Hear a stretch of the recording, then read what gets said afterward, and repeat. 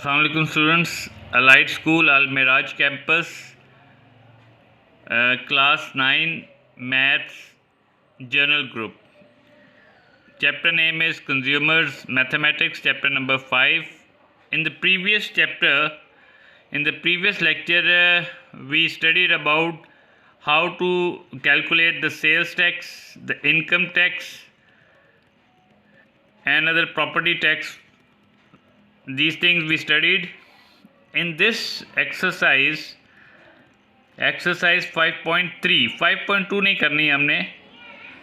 In this exercise we are going to calculate the daily wages, यानी किस तरीके से एक पे बनाई जाती है या किस तरीके से लोगों के हफ्तावार तनख्वाह को दिया जाता है, उसको हम कैलकुलेट करेंगे. हमारे पास पहला सवाल ये है कि lady worker work 6 days a week. She starts work at 7 AM and finishes at 4 PM. एक लेडी वर्कर है, हफ्ते में 6 दिन काम करती है, 7 बजे काम शुरू करती है और 4 बजे शाम को काम ख़त्म कर देती है. She has 15 minutes break in the morning and 45 minutes break in the afternoon.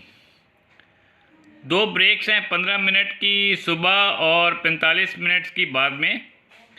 How long does she actually work in a week and how much she is paid if the rate of payment is ₹40 per our. अगर 40 रुपये 1 घंटा उसकी तनख्वाह है तो हमने calculate करना है कि उसको एक वीक का कितना दिया जाता है.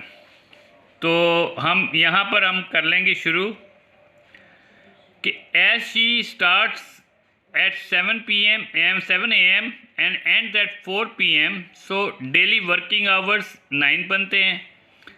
डेली ब्रेक 1 घंटे की किस तरह 45 जमा 15 जमा 45 60 1 घंटे की ब्रेक है. डेली आवर्स 8 हैं. वीकली आवर्स कितने हो गए, एक वीक में 6 दिन काम करती है, एक दिन 8 घंटे काम कर रही है, तो 6 दिन कितने काम करेगी, 6 दिन में कितने घंटे हो जाएंगे 48 घंटे. अब 1 घंटे का उसको अगर 40 रुपये दिया जा रहा है तो 48 को हम 40 के साथ मल्टीप्लाई करके ₹1920 उसकी एक हफ्ते की आ जाएगी. अगर वो वीक पूरा एक मंथ का कहता तो हम 1920 को 4 के साथ मल्टीप्लाई करके फिर उसके पूरे महीने की भी निकाल सकते थे. Question number 2 is similar. Then I have done a bit different question जिसमें कुछ ओवर टाइम का जिक्र आ रहा है. Aslam gets paid ₹70 per hour for is normal working 8 hours daily 6 days a week. जब वो 8 घंटे एक दिन में काम करता है तो 1 घंटे के 70 रुपये मिलते हैं. The rate of over time is 1.5 of ₹70 per our. 1 घंटा अगर वो ओवर टाइम करता है तो 70 को हम 1.5 के साथ ज़रब दे देंगे. If he works 40 hours as over time, अगर उस महीने उसने 40 घंटे काम किया है ओवर टाइम में, then find is gross monthly pay. फिर वो हमने कह रहा है कि ये बताएं कि इसकी मंथली पे क्या होगी. डेली आवर्स कितने हैं 8. वीकली वर्किंग आवर्स कितने हो जाएंगे, एक वीक में 6 दिन है तो 6 8 are 48. मंथ के कितने आवर्स हो जाएंगे, अब एक वीक के 48 हैं तो एक मंथ में 4 वीक होते हैं, 4 के साथ ज़रा 192 आवर्स वर्किंग आवर्स हो जाएंगे.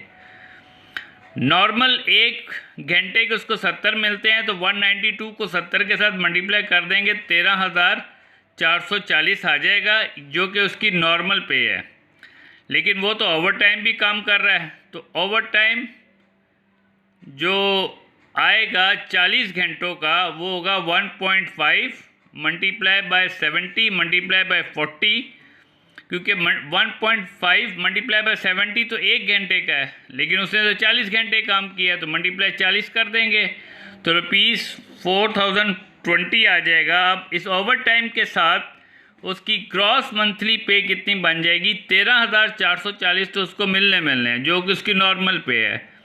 और ओवर टाइम काम किया उसने 40 घंटे, तो वो उसकी 4200 बनती है। वो दोनों ऐड करके 17,640 रुपये उसकी मंथली पे हो जाएगी। क्वेश्चन नंबर 4, वो कहता है calculate the gross monthly pay of a person if his basic pay is 18,000, house rent allowance is ₹35,000, dearness allowance is 3,000, conveyance allowance is 1,500 and medical allowance is ₹500। यहाँ पे थोड़ा सा डिफरेंट क्वेश्चन है।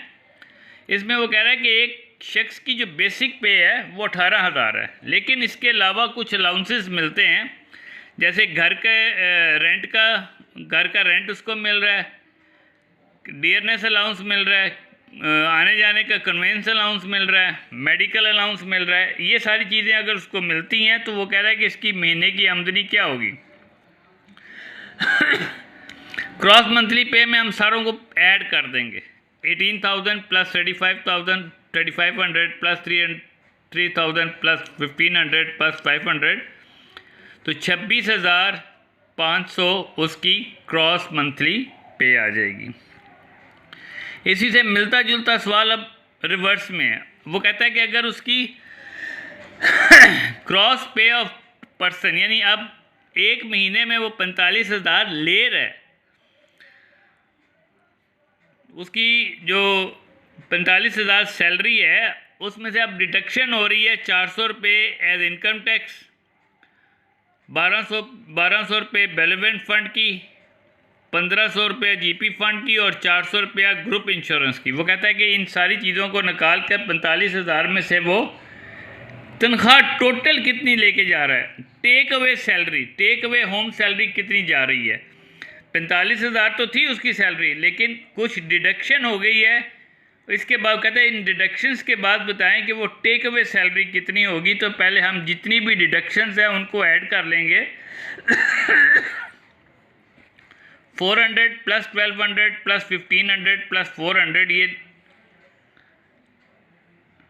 ₹3,500 बनते हैं। और नेट टेक अवे सैलरी क्या होगी?